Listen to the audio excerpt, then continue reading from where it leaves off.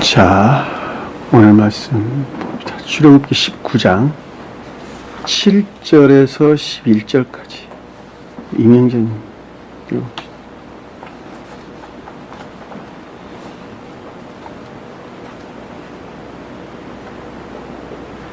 모세가 내려와서 백성의 장로들을 불러 여호와께서 자기에게 명령하신 그 모든 말씀을 그들 앞에 전하니 백성이 일제히 응답하여 이르되 여호와께서 명령하신 대로 우리가 다 행하리이다. 모세가 백성의 말을 여호와께 전하며 여호와께서 모세에게 이르시되 내가 빽빽한 구름 가운데서 내게 임함은 내가 너와 말하는 것을 백성들이 듣게 하며 또한 너를 영영히 믿게 하려 함이니라. 모세가 백성의 말을 여호와께 아뢰었습니다. 여호와께서 모세에게 이르시되 너는 백성에게로 가서 오늘과 내일 그들을 성결하게 하며 그들에게 옷을 빨게 하고 준비하게 하여 셋째 날을 기다리게 하라. 이는 셋째 날에 나 여호와가 온 백성의 목전에서 시내산에 강림할 것입니다. 아멘. 자, 오늘 우리가 공부해야 될 가장 핵심적인 내용들은 주님을 맞이하기 위해서 우리가 어떻게 준비가 되어야 되느냐라고 하는 부분입니다. 주님을 맞이하기 위해서 우리가 준비되어야 된다라고 하는 것은 자연적인 준비를 가리키는 것이 아니라 우리 마음의 상태를 일컫는 말씀의 뜻이라고 하는 것입니다. 그 말을 다른 말로 설명을 드리면 주님께서는 악 가운데 있는 자들에게는 주님께서 임류할 수가 없다라고 하는 것입니다. 사실 주님께서 이미 임류하고 계시는 거예요. 그럼에도 불구하고 그들이 그것을 수용할 수가 없다라고 하는 것입니다. 그러니까 진리빛이 주님으로 말미암는 진리빛이 임류되고 있음에도 우리가 악 가운데 있는 자들은 그 진리빛을 수용할 수가 없다라고 하는 것입니다. 그러하기 때문에 유전악에서 태어난 인간은 진리빛으로 나오지 아니하면 결코 주님께서 그 가운데 함께할 수가 없다라고 하는 것입니다. 또 반대로 그 말을 좀 더 설명드리면 주님께서 함께하지 않는다라는 말씀의 뜻은 구원받을 수가 없다라는 말하고도 똑같은 말씀의 뜻이죠. 자, 구원받는다라고 하는 것도 우리가 제2의 인생을, 첫 번째 인생을 우리가 육체 안에서 살았다 한다면 두 번째 인생을 천계에서 살게 되겠죠. 우리가 육체는 죽고 영으로 부활하는 것을 일컫는 말씀의 뜻입니다. 영으로 부활했다라는 말은 죽은 자는 심판의 부활로 나올 것이고 살아있는 자는 생명의 부활로 나오겠죠. 그렇죠? 아주 명확한 진리들입니다. 그렇기 때문에 육체가 죽고 생명의 부활로 나올 자들은 반드시 중생이 성취되지 않으면 안 된다라고 하는 거예요. 중생이 성취된다라는 것은 여러분들이 그동안에 잘 가르침을 통해서 익히 알았던 것처럼 주님으로부터 새로운 생명 안에서 살아야 된다 이런 뜻이에요. 새로운 생명 안에 살아야 된다. 주님으로부터 새로운 생명 안에 살아야 된다라는 말을 주님께서는 복음서에서 뭐라고 말씀하셨어요? 물과 성령으로 거듭나야지 하나님 나라에 갈 수 있다. 이렇게 설명해 주셨던 거예요. 믿음이라고 하는, 물이라고 하는 것은 기억지, 지식 안에 있는 믿음들이죠. 그렇죠? 자, 합리적 이성 안에 있는 믿음들을 가리켜서 물 이렇게 설명을 드렸습니다. 자, 성령으로 거듭난다는 건 선을 일컫는 말씀이에요. 새롭게 태어나는 것을 일컫는 성령 주님으로 말미암는 신령한 진리로부터 새롭게 나는 것을 가리킨다라고 하는 것을 우리가 잘 볼 수가 있습니다. 여기 있는 사람들이나 늘 듣는 말이지 밖에 있는 사람들은 정말 생소한 말이에요. 그들은 믿음으로 구원 얻는다고 말하기 때문에 그 낱말 하나하나를 그들은 이해할 수도 없고 알 수도 없어요. 그리고 의미가 다 달라요. 똑같은 믿음 그럴 때 이 세교회 밖에 속한 자들이 말하는 믿음과 세교에 속한 자들이 믿음, 그 믿음이라는 단어가 달라요. 그 복이라는 단어, 구원이라는 단어 다 다른 단어들이에요. 그들이 이미 터득된 기억지 지식들에서 이 세교에 속한 가르침들을 수용을 한다면 이해할 수 있는 말이 처음부터 끝까지 한 단어도 없어요. 한 단어도 없어. 그래서 힘든 거예요. 그래서 힘든 거예요. 내가 물과 성령으로 다시 태어나야 된다. 개신교에서는 뭐라 그러죠? 그걸 갖다가 세례 받으면 다시 태어났다 그러죠. 교회 와가지고 세례 받으면은 어떤 사람은 저는 침수세례를 받았는데 저기 어디야? 저기 그 뚝섬 위에 요트 경기장 그 어느 근처인 것 같은 제가 지금 생각해 보니까 거기서 침례교에서 침수세례를 받았어요. 그래서 그들은 말하기를 이제 새롭게 태어났다 그랬죠. 침수세례 받는 것으로 정말 물속에 들어갔다 나왔어요. 신혼 있고. 그것으로 이제 나는 하나님께 속한 사람이 됐단 말이에요. 그들의 교리 가르침이 그렇단 말입니다. 그리고 그 자는 이제 믿는 자가 된 거예요. 그것이 믿음이라고 그들은 이야기한단 말이에요. 그리고 구원받았다 그렇게 이야기한단 말이에요. 그것이 아니에요. 구원이라고 하는 것은 매우 실제적인 것으로 내 생명이 주님께서 구한 생명과 맞바꿔지는 거예요. 맞바꿔진다. 요 말에 여러분들이 아주 좀 깊게, 아주 심도 깊게 여러분들이 좀 생각을 했으면 좋겠습니다. 자, 생명이 맞바꿔진다. 제가 이 말 설명을 드렸는데, 생명이 맞바꾼다. 내가 지금까지 생명에서 살았죠. 그렇죠? 지금까지 생명이라고 하는 것은 의지 안에 있는 애정들 위에는 다른 것을 가리키는 것이 아니에요. 의지 안에 있는 애정. 그러니까 의지에 속한 것 위에는 다른 것을 뜻하는 것이 아니에요. 그러니까 의지 안의 애정이 그 사람이 살아있는 생명 그 자체란 말이에요. 자, 의지 안에 있는 애정들로부터 결과들 안에서 나는 내 육체가 애쓰고 수고했죠. 그렇죠? 뭐 어떤 사람은 사업하려고 돈 벌려고, 어떤 사람은 공부하려고 각가지 뭐 자기 나름대로 그 성질에 일치해가지고 평생을 살아왔단 말이에요. 환경과 성질과 환경에 일치해서 평생을 살아왔단 말이에요. 그것이 그동안에 가지고 있는 생명인데 그것을 의지에 속한 애정들이다, 생명들이다 라고 했단 말입니다. 그것이 즐거움이 됐든 기쁨이 됐든 어떤 간에 그분이 가지고 있던 생명이라는 거예요. 그 생명을, 그 자연적인 생명인데, 우리가 나면서부터 가지고 나왔던 자연적인 생명인데, 그 자연적인 생명으로는 구원받을 수가 없다 그러는 거예요. 왜냐하면 그것 본성 자체가 그 목적에서 자기 사랑이라는 목적이 그 본질 안에 둥지를 틀고 있기 때문에 그렇단 말이에요. 아주 큰 내면적인 내 마음 안에 간직된 그것 자체가 생명이에요. 그 자체가. 마음 깊은 곳 안에 간직되어 있는 소위 지옥에서 품어져 나오는 정욕적인 거예요. 정욕적인 거. 다른 말로 설명드리면 그 말을 자기 사랑, 그 목적에서 자기 사랑에서 비롯된 정욕적인 것들이 그것이 정욕적인 것이. 그 정욕적인 것들이 내 주위에 있는 많은 사람들에게 베풀기도 하고 뭐 재산을 쌓기도 하고 기타 등 여러 가지 방법도 내가 살아왔다. 요즘 그것들 안에서 세상 사람들 직업 문제, 무슨 노인 문제, 사회복지 문제, 각가지 다 나오는 거예요. 그것들 안에서. 부모를하고 핵가족 문제, 요즘 1인 가구 문제, 여러 가지들이 다 거기서 나오는 거예요. 전부 다 거기서 나오는 거예요. 그들은 다 악한 사람들이냐? 그렇지 않아요. 자연적으로 보면 다 선한 사람도 수두룩해요. 아주 많아요. 착한 사람들. 그럼에도 불구하고 그 본성에서 볼 때는 다 자기 사랑에 속한 전욕적인 악들에서 그 본성을 취했다. 헤로디아가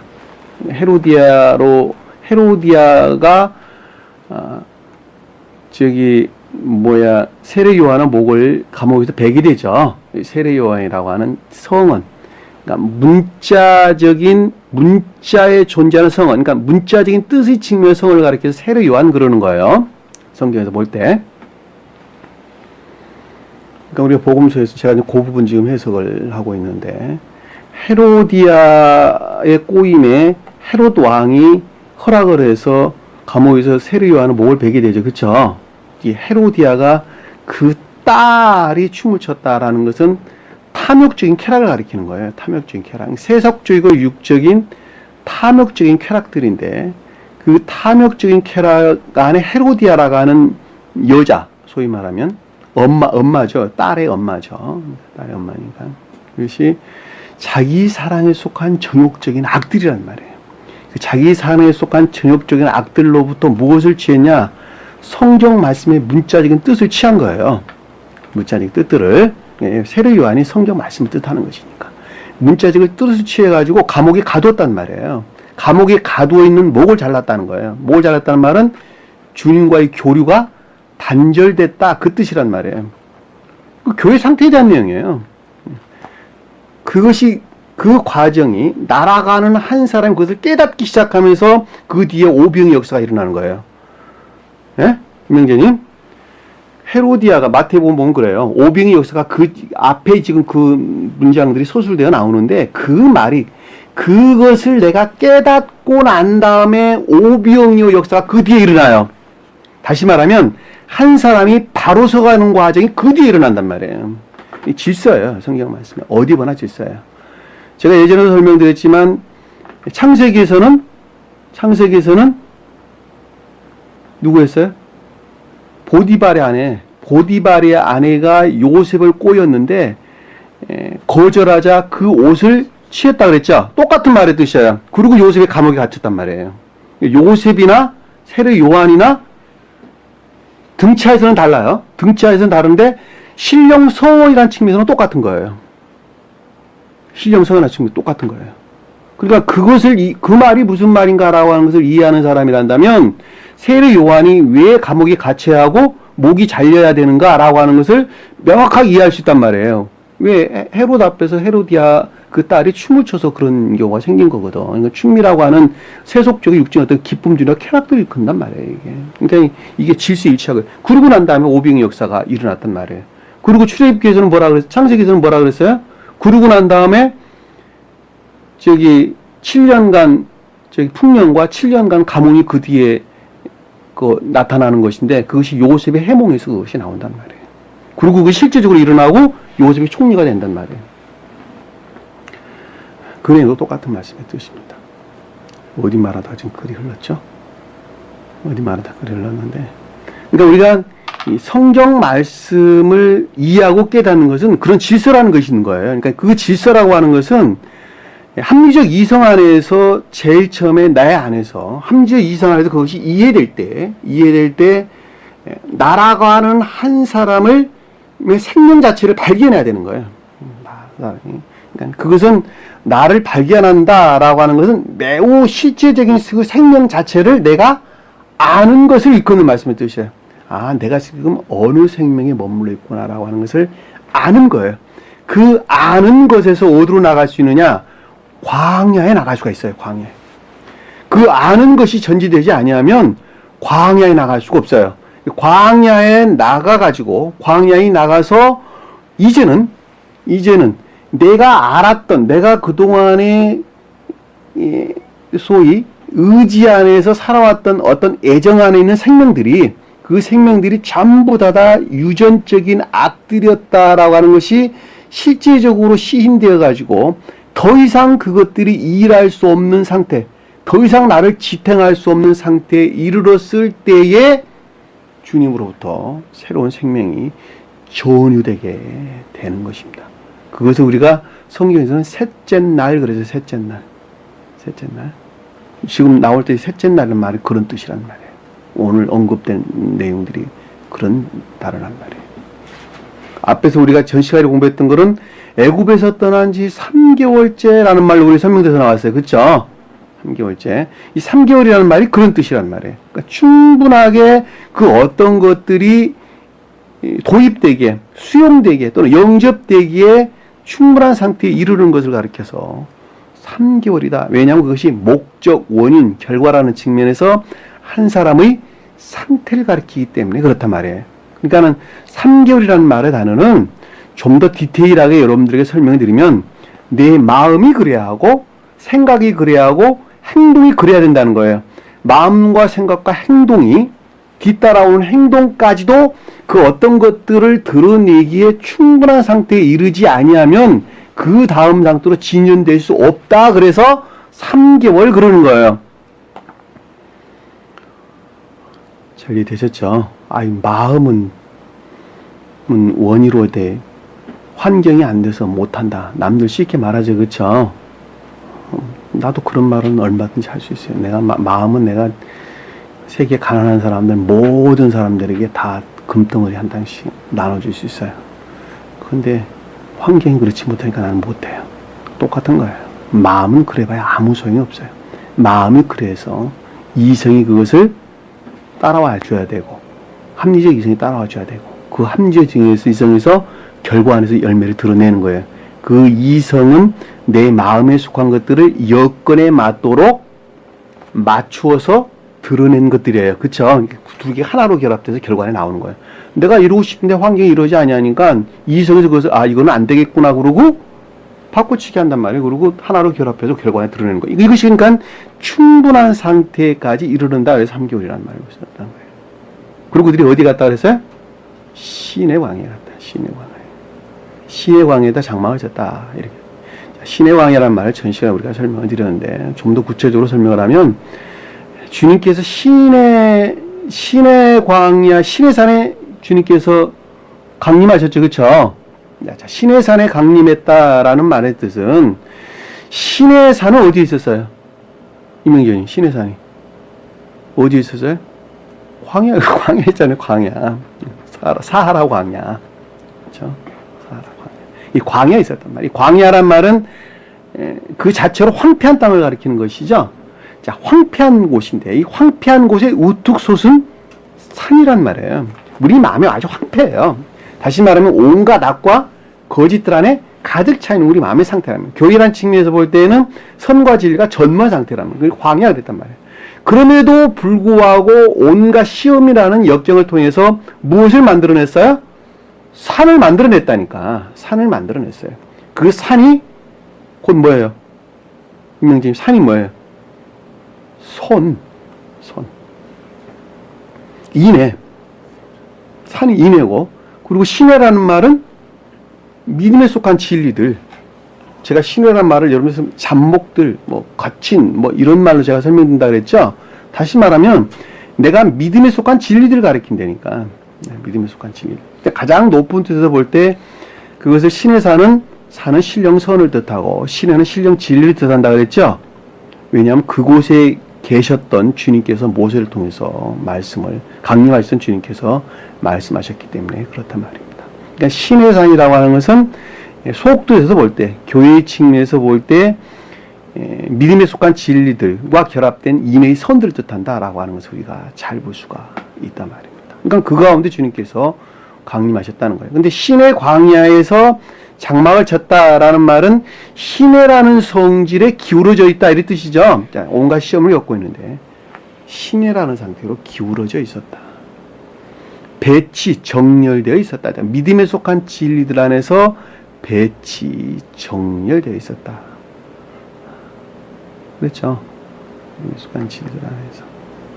그리고 모세가 여호와께서 모세에게 말씀을 하셨죠. 그렇죠? 자, 말씀하신 내용이 뭐였죠?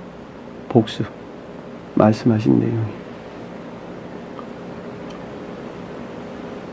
내용이 뭐였어요? 야곱 집과 이스라엘 집에 말하라 그랬죠. 그렇죠? 말하라 그랬어. 무엇을 말하라 그랬죠? 무엇을? 지혜와 총명으로부터 너희들을 들어 올렸다 그랬죠. 그렇죠? 애굽으로부터 들어 올린 것을 반드시 기억해야 된다. 자, 지혜와 총명으로부터 들어 올렸다라는 말은 여러분들이 그 지혜와 총명 가운데 있기 때문에 이 자리에 앉아 있는 거예요. 이해가 되셨죠? 왜냐하면 교회 밖에 속한 자들은 그 지혜나 총명이 없어요. 이 날개라는 말은 궁극적인 것들 안에 있는 능력을 뜻한다 그랬죠. 그렇죠?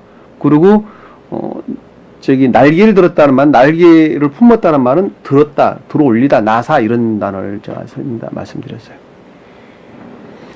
그러니까 독수리가 뜻하는 지혜와 성경 말씀을 합리적 이성 안에서 그것을 이해하고 깨닫는 것이 있기 때문에 이 자리에 앉아 계시는 거예요. 그리고 그것들은 합리적 이성 안에서 이해하고 깨닫는 그 지혜와 총명은 나에게 간직되어 있는 선으로부터 비롯된 거예요. 처음에는 그것이 무엇이 이바지했어요? 그것을? 처음에 이바지한 것이 뭐였어요? 리비듬이 뜻하는 디딤돌, 자연적인 선들. 그러니까 평소에 내가 소박한 자연적인 선 안에 살았다니까. 그 선들이 이 말씀이 진리구나라고 하는 것을 이해할 수 있도록 도와줬어요. 그렇죠? 그러니까 그 선이 없으면 주님께서는 임유되지가 않아요. 그러니까 그걸 남은 구루터기 그러는 거예요. 그래서 성경에서 11조라는 말이 그런 뜻이란 말입니다. 남은 구루터기라는 말, 또 남은 자 이 말로 우리가 설명돼서 나왔는데 그 남은 자가 그 뜻이에요. 그러니까 남은 자가 내 마음 안에 있어야, 그러니까 주님으로 말미암아서 내 안에 살아있는 거예요. 그것이 죽지 않고 살아있는 거예요. 살아있는 거. 그러니까 제가 그런 말들을 유전적인 선이다 또는 자연적인 선이다 이런 말로 여러분들에게 설명을 드렸는데, 그 남은 구루터기란 말도 똑같은 말의 뜻이에요. 그 선 안에, 그 선으로부터 진리들이 들어오니까, 진리의 가르침들이 있으니까, 아, 이것은 진리구나라고 시인할 수 있는 말이 거기서 나온 거예요. 그리고 그것들로부터 그 어떤 것들을 이해할 수 있는 지혜와 총명이 나왔단 말이에요. 그리고 그것이 선들을 좀 더 순수하게 나 자신을 끌어올렸죠. 끌어올렸단 말이에요. 그리고 어디로부터 나오게 했어요? 애굽으로부터 들어올려가지고 광야에 이르게 했단 말이에요. 놀랍죠? 놀랍습니다. 이게 질서예요, 질서. 그러니까 성경 어디에서나 그 순수하고 소박한, 순수하다는 말은 조금 어폐가 있고, 소박한 자연적인 선이 먼저 간직되어 있지 않으면 결코 교회가 재생될 수가 없어요. 재건될 수가 없어요. 자, 노아도 뭐라 그랬어요? 당대 의인이다. 그랬죠? 노아도 당대 의인이다. 야곱도 뭐라 그랬어요? 팥죽을 쓰는 자다. 선은 선인데 조잡한 선이다. 그럼에도 불구하고 자연적인 진리하는 자들이죠. 그렇죠? 그랬어요. 복음서에서는 뭐라 그랬어요? 베드로, 야고보, 요한이다. 요 한 사람이에요. 베드로가 따로 있고 야고보 따로 있고 요한 따로 아니에요. 이거 한 사람이라니까 이게. 베드로는 문자적인 뜻 안에 있는 믿음들을, 그리고 야고보는 인애를, 요한은 삶에 속한 선 안에 있는 자를. 요게 한 사람이에요. 날아가는 한 사람이에요. 그들을 불러 올렸어요. 복음서에서.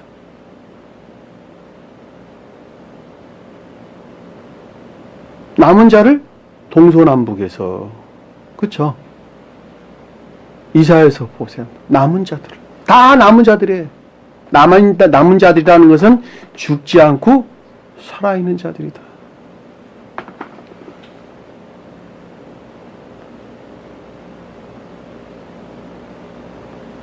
아이가 죽었다 그러니까 주님께서 뭐라고 하세요? 야, 아이가 죽은 것이 아니라 잔다 그랬지. 그쵸? 잔다. 잠을 잔다라는 말은 영적인 선 안에 있지 아니하고 자연적인 선 안에 있단다. 그랬죠? 자, 의문가의 여인이 남편이 다섯이란다. 똑같은 말의 뜻이에요. 남편이 뭐예요? 남편. 선이라니까, 선. 다섯이란 말은 극히 적은 자연적인 선을 뜻하는, 영적인 선에 비해서 극히 적다 그러니까 무슨 뭐 선이 없다. 그 선이, 내가 행하는 선이 아니다. 그것이 아니라 자연적인 선이다. 영적인 것들에 비하면 그 선은 거의 선이라고 말할 수 없는 극히 적은 작은 선이다. 이 뜻이에요. 작은 선이다.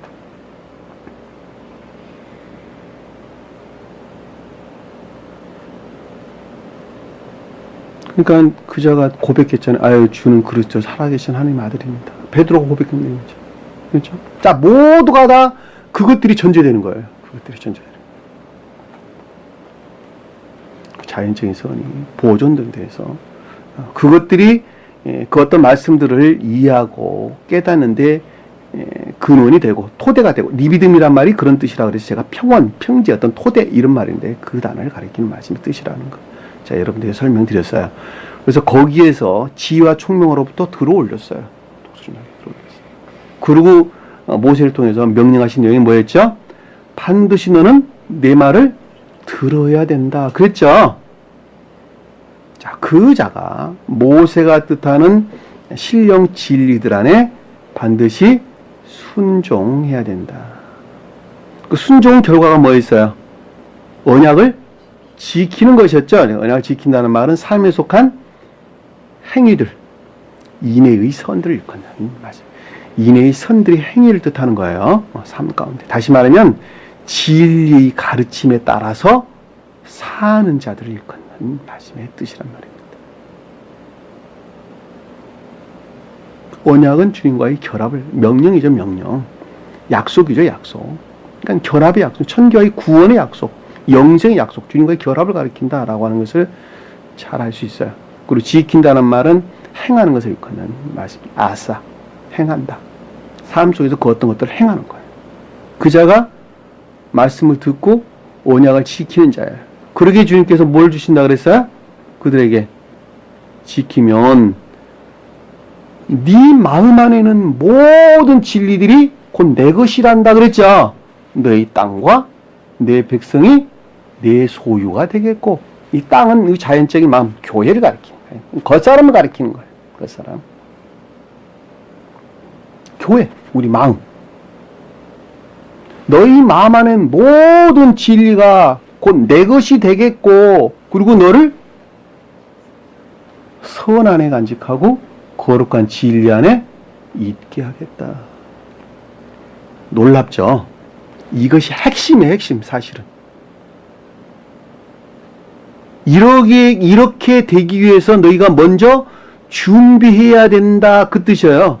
준비해야 되는데 무엇을 준비해야 되느냐 그랬더니 그 내용이 지금 7절 아래에서 설명돼서 나오는 말씀입니다. 자, 7절에 보니까 모세가 내려와서 백성의 장로들을 불러 여호와께서 자기에게 명령하신 그 모든 말씀들을 그들 앞에 진술하니. 자, 모세가 내려왔다라는 말씀의 뜻은 무슨 뜻일까? 자, 신령 진리들로부터 그 어떤 것들이 임류됐다는 말씀 뜻이죠. 자, 임류됐다는 말씀의 뜻입니다. 모세가 내려왔다라는 말은 임류. 그리고 백성의 장로들을 불렀다. 백성은 뭐라 그랬어요? 백성. 자, 진리 안에 있는 자들이죠. 자, 여러분들이 지금 진리 안에 있죠. 저나 여러분들이 지금 믿음에 속한 진리 안에 있단 말입니다. 신약에서는 제자들이 이걸 뜻하는 거예요. 신약에서는 제자들이 믿음에 속한 진리 안에 있는 자들을 가리킵니다. 자, 백성들이다. 이스라엘 백성들, 신약에서는 주님의 제자 그랬단 말입니다. 가르침 가운데 있는 자들. 장로들을 불렀다. 장로들이 뭐죠? 장로들. 으뜸된 것들. 중요한 것들. 자, 으뜸된다, 중요한다는 말이 무슨 뜻일까? 그 말은 뭐 알겠는데, 장로들이란 말은 그 말은 알겠는데, 그러면 으뜸된다, 중요한 것들이다, 응? 지안에 있는 것들이다. 그 말이 무슨 뜻일까? 그 말을 풀어서 설명하면, 좀 디테일하게 풀어서 설명하면, 저 세상은 천국과 지옥이 있다. 그렇죠. 핵심적인 것들이죠. 선하게 사는 사람은 천국 갈 것이고 악하게 사는 사람은 지옥으로 떨어질 것이다. 핵심적인 것이죠. 핵심적인 것입니다. 사람은 반드시 선을 행해야만이 구원을 받는다. 인간의 구원을 위해서 2000년 전에 주님께서는 홀로 이 땅에 강림하셨다. 아주 핵심적인 것들이죠. 핵심적인 교리들이죠. 그것을 장로 그러는 거예요. 그것이 지안이 있다 그러는 거예요. 지안이 있다는 거예요. 네? 장로란 말은 그렇죠. 그러니까 내 마음 안에서 으뜸적으로 시인되는 지안에 있는 것들.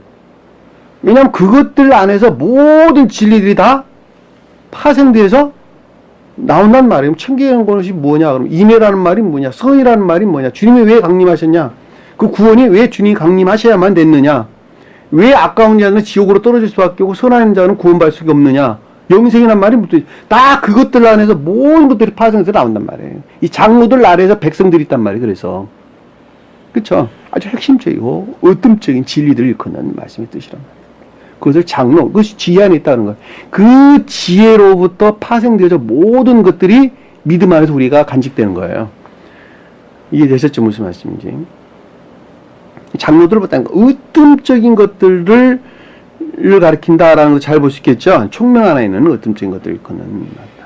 여호와께서 자에게 명령하신 그 모든 말씀을 그들 앞에 진술하니. 자, 여호와께서 명령하셨다라는 것은 신령 존재로 말미암았다는 것이죠.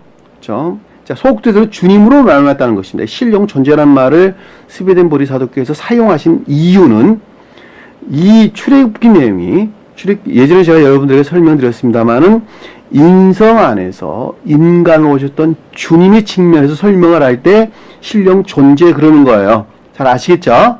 자, 그러나 소극도에서 볼 때는 주님을 가리키는 거예요. 신령 인성의 측면에서 주님을 가리킨다는 말이에요. 잘 아시겠죠? 무슨 말씀인지. 자, 명령하신 그 모든 일들을, 사건들을 어떻게 했다고요? 그 얼굴에 두었다. 확립했다. 정하였다. 진술하단 말이 그런 뜻이에요.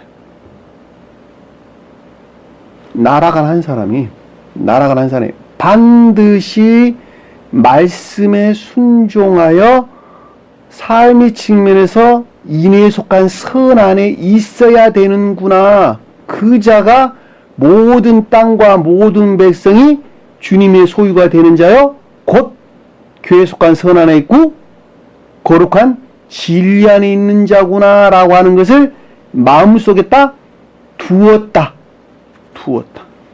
그 모든 말씀을 그들 앞에 두었다. 그 마음 안에 두었다. 내가 뭘 통해 가지고? 모세를 통해서. 그러니까 모세가 그래서 말을 하는 거예요. 모세가 명령하신 존재로부터 말미암은 것을 모세를 통해서 내 마음 안에 깊게 간직했다. 이병재님, 깊게 간직했다. 깊게 두었다. 그들 앞이란 단어는 파님, 얼굴을 뜻하는 단어예요. 앞이란 단어. 그러나 진술하다는 건 숨, 두다, 정하다, 확립하다 이런 뜻입니다.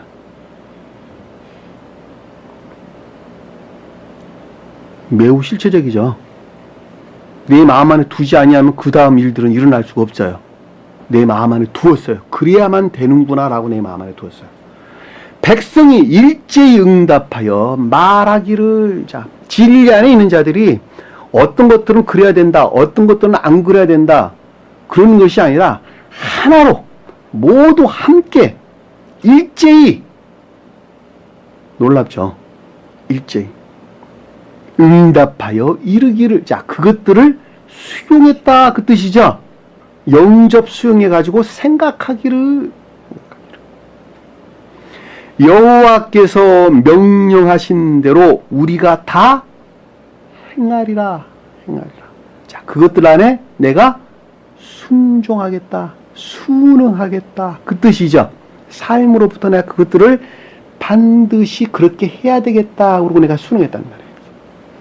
신령 존재로부터 모세를 통해서 가르침을 주었는데 그 가르침들이 앞에 설명한 사건들이나 일들이죠. 그렇죠? 그 사건들이나 일들을 마음산에 깊게 간직하고 내 마음에서 전혀 흐트럼 없이 내가 일제히 순응해야 되겠구나, 순종해야 되겠다라고 내가 마음을 정했다. 그렇죠? 아유, 내 환경이 이러한데 내가 좀 더 있다 하지. 그것이 아니라니까. 내 여건이 이러한데 좀 더 있다 하지. 그것이 아니라니까. 다 순응하니 행하니. 모세가 백성의 말을 여호와께 전하매. 자, 모세는 뭐예요? 매개자죠. 매개자. 지금 존재되신 것 가운데에서 중재자들이죠. 제 입에서 나오는 그 말이 지금 중재를 하고 있는 거예요. 여러분들 중재를 하고 있는 거예요. 제가 이제 모세 역할을 대신하고 있는 것이니까. 예? 그렇죠? 제가 지금 제 입에서 나온 말이 주님으로 말미암아서 여러분들이 지금 발설을 하고 있는 것이고, 그 발설이 여러분과 주님과의 관계에서 중재 역할을 지금 하고 있단 말이에요. 매개자예요, 매개자, 중개자. 백성의 말을 전함에 자, 앞의 일들에 관해서 내가 돌아섬에 내 마음을 돌아섬에 돌이키니 이 전하다는 것은 슈브 돌아서다 회복하다 이런 뜻이에요. 내 마음을 여호와를 향해서 모세의 중재로부터 돌아서니 그 뜻이에요.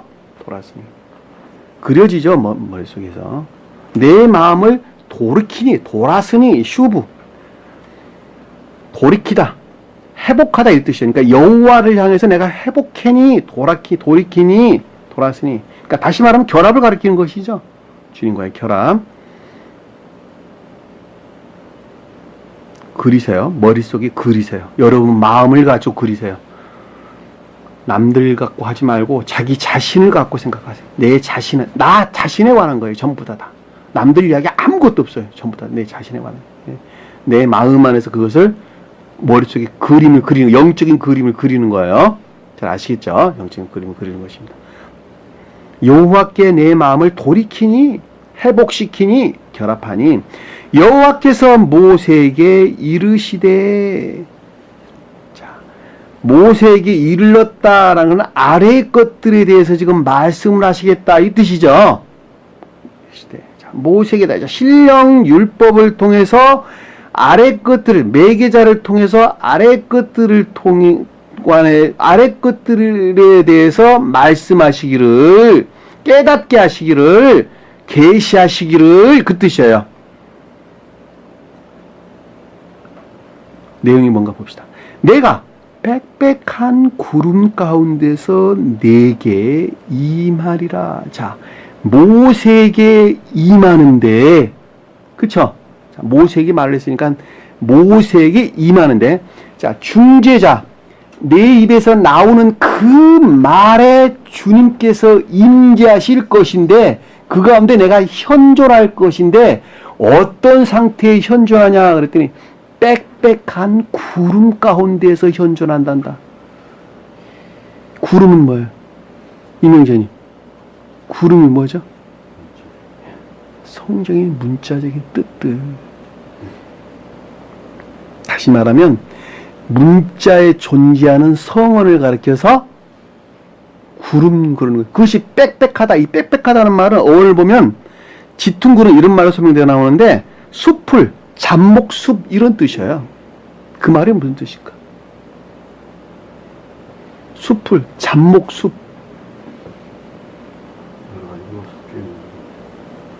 낮은 기억지. 그러니까 감관에서 취한 낮은 기억지. 낮은 지식들.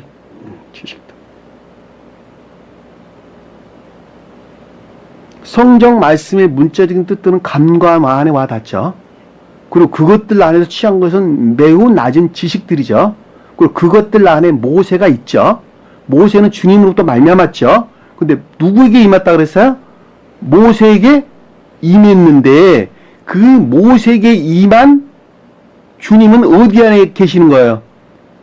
문자 안에. 성경의 문자 안에 계신다니까. 그렇잖아, 지금 순서로 보면. 그러니까 한 사람이 문자에 존재하는 성언으로부터 신령 진리를 취하지 아니하면 주님이 그 가운데 현존할 수 있어요, 없어요?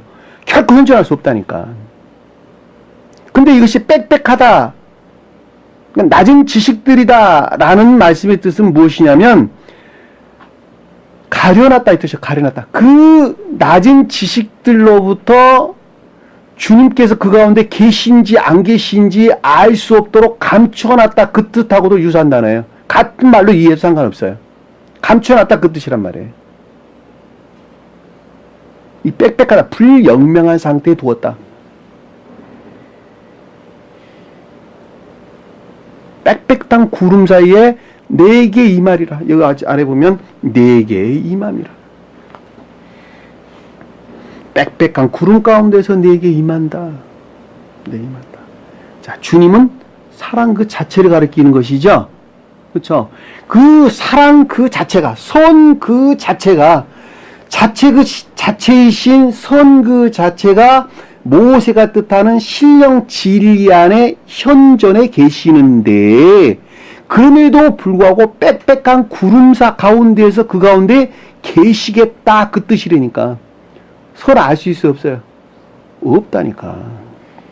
우리는 주님을 볼 수가 없다니까. 왜? 빽빽한 구름이 가리고 있어서 못 보는 거예요.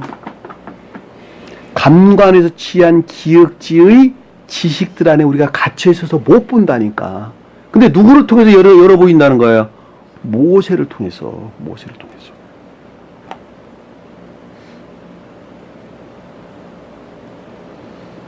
그러니까 우리가 제가 여러분들에게 설명드렸던 것처럼 인해라는 말을 내가 깨닫는데 인해가 도대체 예전에 제가 그런 말씀 한번 드렸어요. 인해라는 말을 깨닫는데 스베덴보리 사도께서 쓰신 책이 30여 권이 넘어가는데 절반을 다 읽을 때까지 그 말이 무슨 말이냐 잘 모르겠더라니까요. 인해라는 말이 무슨 말인지 모르겠더라고. 알 것도 같은데 모르고 모르는 것도 같은데 아는 것 같고 이렇더라니까.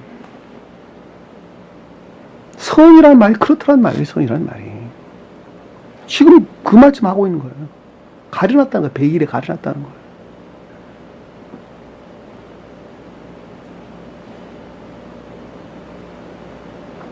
인해라는 말은 수도 없이 언급되고 있는데 그럼에도 불구하고 그 말들을 잘 몰라요 내가.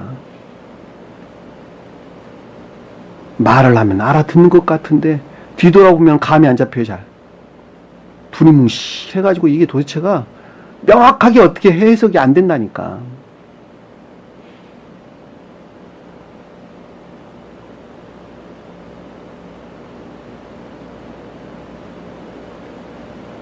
빽빽한 구름 가운데서 내게 임함.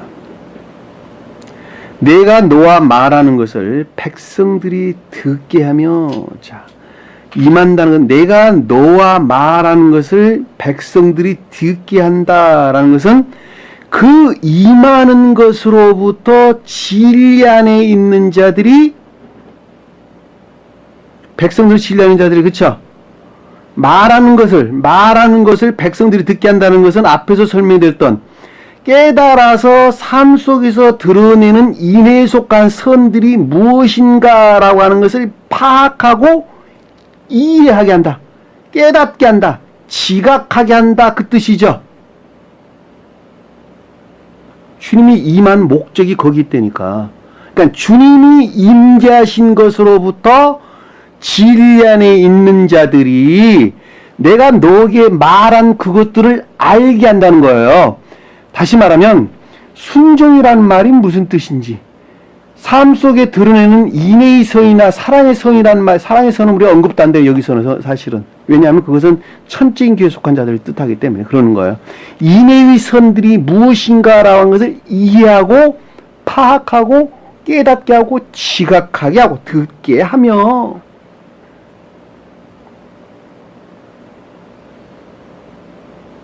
주님께서 임재하지 아니하시면 우리는 결코 알 수가 없다는 거예요. 그러니까 우리가 내 마음이 선들이 진리들이 활착될 선들이 내 마음 안에 착상돼야 된다니까. 그러니까 선으로부터 진리들을 그때 안다니까요. 내 마음 안에 주님이 계시지 않냐면 결코 알 수가 없어요.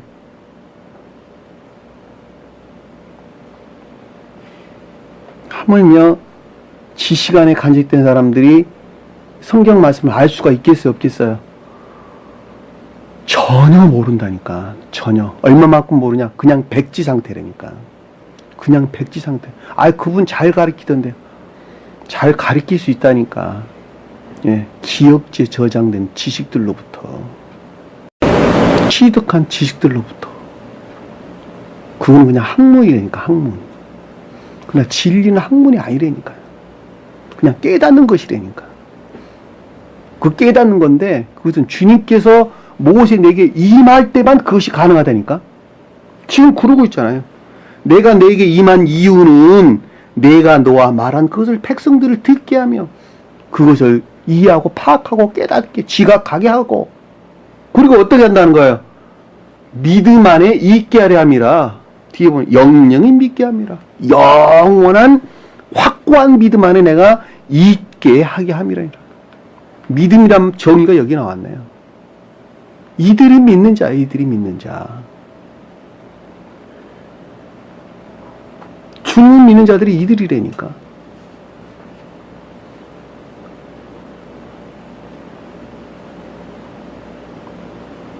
영영이라면 영원히 믿게 한다는 것은 아만, 확실하게 하다, 충실하게 하다 그런 뜻입니다. 히브리 원어에서 보면 이들이 진정으로 확고한 믿음 안에 있게 하려고 그런단다. 그 선으로부터 순종이라는 것이, 인의 선들이라는 것이, 제사장이 뜻하는 거룩한 백성이라는 것이 무엇인가 하는 것을 이해 파악하게 해서 확실한 믿음 안에 내가 있게 하기 위함이랍니다. 그러기 위해서 내가 모세가 뜻하는 그것 안에 내가 임재하겠단다. 그리고 신의 산에 주님께서 강림하신다니까. 근데 강림할 수 있는 터전이 뭐가 제공하는 거예요? 내가 그동안에 쌓아놓은 인의 선들이라니까. 인의 선들. 그러기 위해서 우리는 준비해야 되겠지. 그렇죠? 모세가 백성의 말을 여호와께 아뢰었으므로 여호와께서 모세에게 이르시되, 자, 모세에게 이르렀다는 말은 아래의 내용들을 뜻하는 것이죠. 그렇죠? 자, 너는 백성에게로 가서, 자, 진리 안에 있는 자들과의 모세가 하나로 결합됐다 그 뜻이죠. 그렇죠? 매개자가 결합돼서 오늘과 내일 그들을 전결하게 하며, 자, 오늘과 내일 그들을 선결하게 한다라는 말씀의 뜻은 선결하지 아니하면은 결코 나를 자신을 드러내지 아니하겠다 그 뜻이죠. 반대로 말하면 베일에 가려놓겠다 그 뜻이죠. 너희가 거룩한 진리 안에 있지 아니한다면 나는 결코 너희 눈에는 내가 베일로 가려놓겠다. 성결하게 하며 그 뒤에 옷을 빨아라 그래. 옷을 빨아라. 영원히 앞에 오늘과 내일 영원히, 지금 이 순간부터 앞으로 영원히. 성결하다는 것은 거룩하게, 옷을 빤다는 것은 뭐예요? 거짓들이 정화돼야 된다. 그리고 하나 더 언급됐죠. 아래에, 오늘 다음 시간에 공부할 내용들인데, 여인을 가까이 해서는 안 된다. 선 측면에서 순수한 상태에 있어야 된다. 그 선의 순수한 상태가 신의 사이라니까. 신의 산. 여기서 옷을 빨고, 그리고 여인을 가까이 하지 아니한 순수한 상태, 그러니까 거룩하고 순수한 선 안에 있는 상태가 신의 사이라니까. 광야의 우뚝 솟은 산. 황폐한 내 마음 안에서 주님으로 말미암아 우뚝 솟은 생명을 가리키는 말씀 뜻이란 말이에요.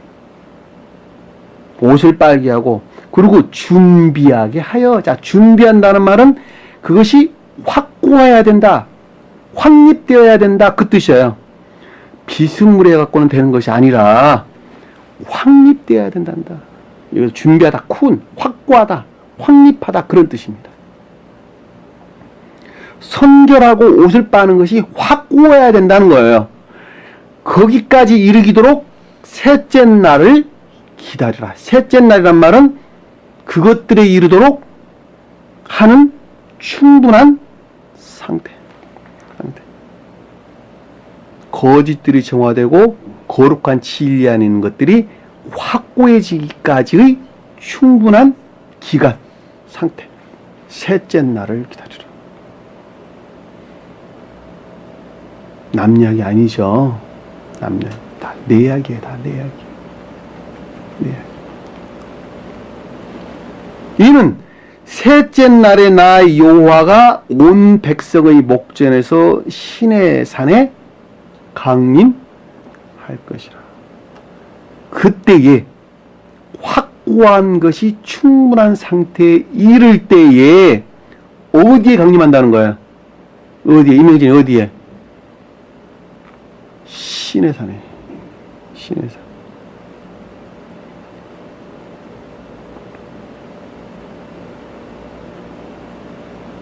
진리들이 활짝될 선.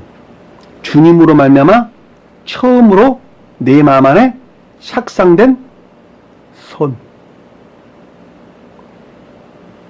근데 뭐라고 그랬어요? 여호와가 어느 목전, 여호 백성을 목전에서 임한다 그랬어요. 목전이 뭘까? 눈. 진리 안에 있는 자들이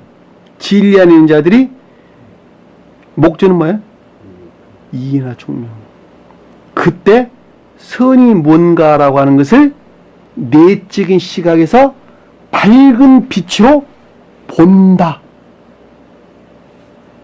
육체의 시각에서 이것은 성경책이고 이것은 핸드폰이고 저것은 뭐고 보듯이 영적인 내적인 시각에서 선이 무엇인가라고 하는 것을 밝히 알 수 있도록 진리 빛이 그때 너희에게 주어질 것이란다.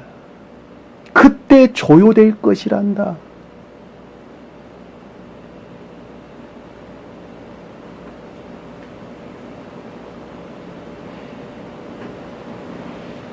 저는 여러분들에게 그동안에 수도 없이 설명을 드렸어요.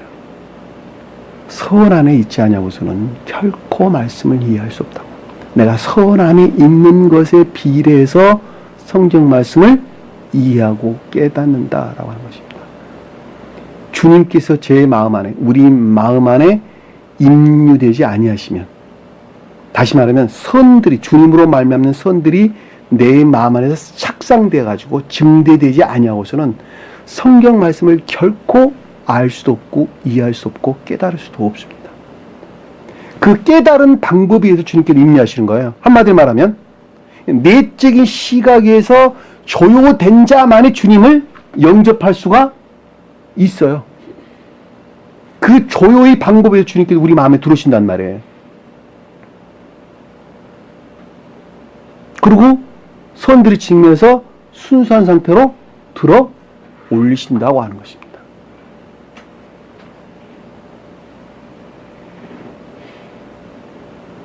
주신 말씀 마음속에 깊게 간직하시고 한 주간을 승리하는 저 여러분 되기를 간절히 축원합니다. 잘 기도합니다. 주님께서 아주 오래전에 이와 같이 가르쳤던 성경 말씀을 지금 이 시대에는 아는 자들이 거의 없습니다. 아주 극히 작은 무리들에게 이 말씀을 깨닫게 주님께서 허락하신 줄 저희가 잘 알고 있습니다. 이 세상 가운데 우리가 사는 동안에 그 말씀 안에서 무슨 일을 하면서 살아야 되는 것인가 라고 하는 주님이 주신 그 사명을 다시 한번 발견케 도와주시고 그 주님이 주신 그 일들이 아주 적게라도 착오가 없는 저희 삶을 살 수 있도록 늘 함께 하시고 동행해 주옵소서. 남은 시간도 주께서 함께 열심히 싸우며 예수님 이름으로 기도드립니다. 아멘. 주기도문합니다. 하늘에 계신 우리 아버지 이름을 거룩히 여김을 받으시오며 나라의 마옵시며 뜻이 하늘에 줄 것 같이 땅에서도 이루어지리라. 오늘날 우리에게 일용할 양식을 주옵시고 우리가 우리에게 죄진 자를 사하던 것 같이 우리 죄를 사하여 주옵시고 우리를 시험에 들게 하지 마옵시며 다만 악에서 구하옵소서. 나라와 권세와 영광이 아버지께 영원히 사옵나이다. 아멘.